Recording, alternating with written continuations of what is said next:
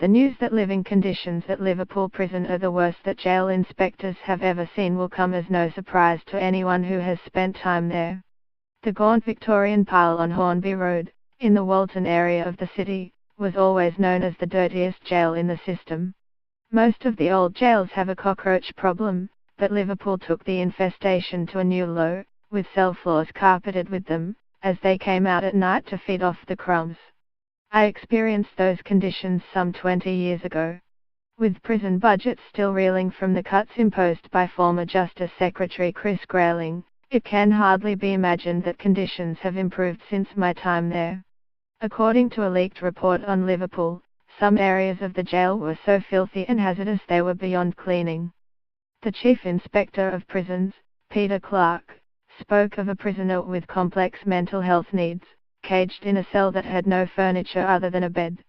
The cell windows were broken, as was the light fitting.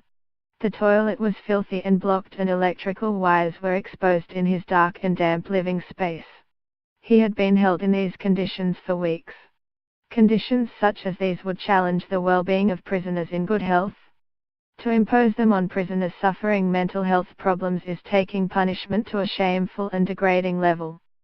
For some years now, I have been saying that mental health is the biggest single problem facing a prison service beset with difficulties. I saw it coming back in the 1980s, when the Thatcher government closed many of the old asylums and, supposedly, replaced them with care in the community. We know what happened there. Mental health became, and still is, the poor relation of the NHS, and many of those suffering end up on the streets and in our prisons. Prisoners miss an average of 15% of medical appointments because there are not enough staff to escort them. And our political masters cannot say they are unaware of the problem. The Commons Public Accounts Committee this month published a report saying that the record levels of self-harm and deaths are a damning indictment of the state of mental health provision in jails across England and Wales. The committee found that long-standing understaffing and increased prevalence of drugs in jails have led to deep-rooted failures in the management of mental health.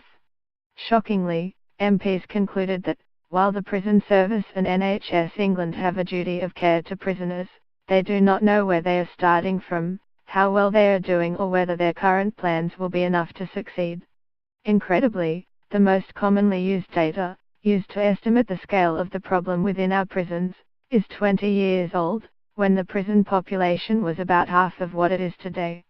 Yet the committee found that government's efforts to improve the mental health of prisoners so far have been poorly coordinated, with information not shared, not even between community and prison GP services.